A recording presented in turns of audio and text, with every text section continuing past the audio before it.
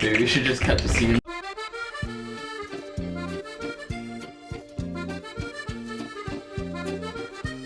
Put some hair in it. Step 1.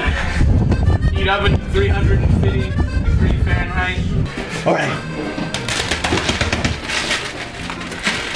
Step 1's done. I don't think these are the ingredients for the cake. Wait. You mean love and I don't compassion? think that's it. It says we need vegetable oil, eggs. It does. It makes a difference. Maybe if I was going to... Uh-oh. Okay. Get out.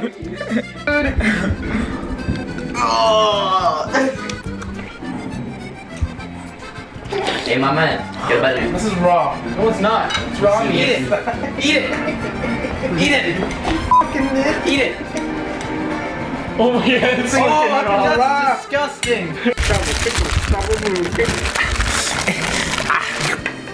No boyo. Yo, give me some oil, dog. Gotta get the trays. The only problem is you're gonna get a lot of losers. Like a lot of... Alright, what else are we gonna put in this cake?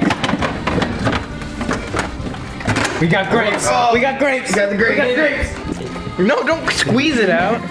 Oh, that's gross. Alright, baby, get the money. Oh, is that gonna rise over? That... Yummy. Of canned fruit. And your American fruit. Get in there, all nice and toasty. Yeah. 12 Oh yeah. Alright, we got a time.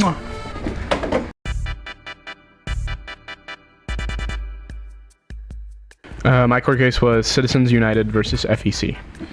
So during this court case, the conservative lobbying group Citizens United wanted to air a trailer that was critical of Hillary Clinton and advertise this film during television broadcasts, an apparent violation of the 2002 Bipartisan Campaign Reform Act.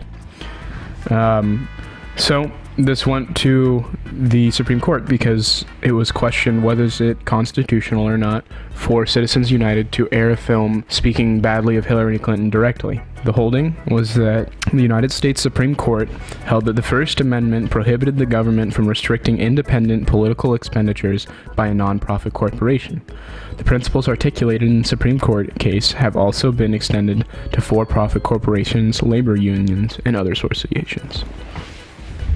In the Buckley v. Vallejo case of 1976, the Supreme Court of the United States struck down on First Amendment grounds several provisions in the 1974 amendments to the Federal Election Campaign Act. The most striking features of this case put limits on spending in campaigns, but kept the provision limiting size of an individual contributions to campaigns.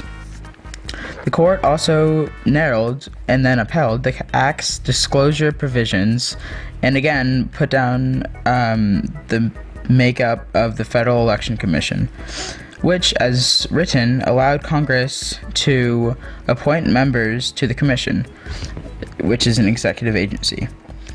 The case was then significantly extended to the Citizens United vs. Federal Election Commission case, where a 5-4 decision held that corporations could also spend unlimited money during elections. The court upheld federal limits on campaign contributions and said that spending money to perhaps influence elections is a form of constitutionality protected by the First Amendment.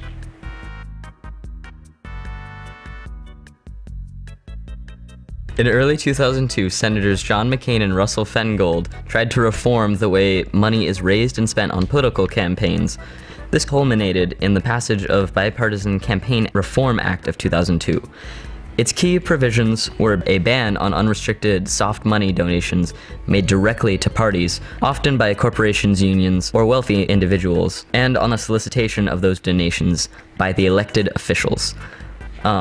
Limits on the advertising that unions, corporations, and nonprofit organizations can engage in up to 60 days prior to an election, and restrictions on political parties' use of their funds for advertising on behalf of candidates. Alright, how do these cases like relate to each other, you know? Wait, so like aren't all three of them about the BCRA?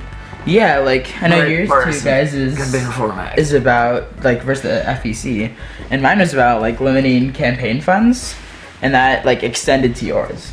Wow. It's amazing how much we had to reform that one stupid thing. Okay, well, about- Why can't I say stupid? do you remember This that? is supposed to be an official video. You jerk. Sure.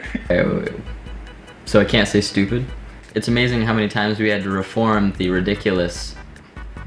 What did we reform again? Oh, wait, What are these cases even about, man? It's amazing how many times we had to reform our policies on political donations. Like, come on, guys, can't we just get it together? Can't we just agree that everybody should have reasonable amounts of money to make campaigns? But if one candidate has infinite spending on his election, is that very fair?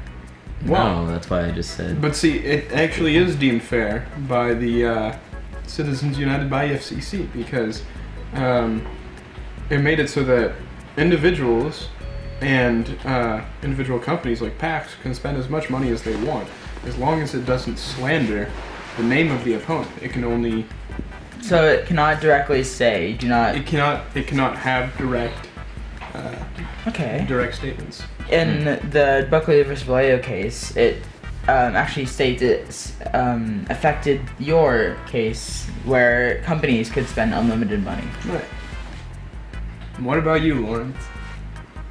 All comes back to me, doesn't it? How does it relate to you? In my case, well, let's see. That's John McCain and Russell Feingold. That was their idea, was to try and get rid of old Elijah's thing about that. They thought that that wasn't even fair. They didn't.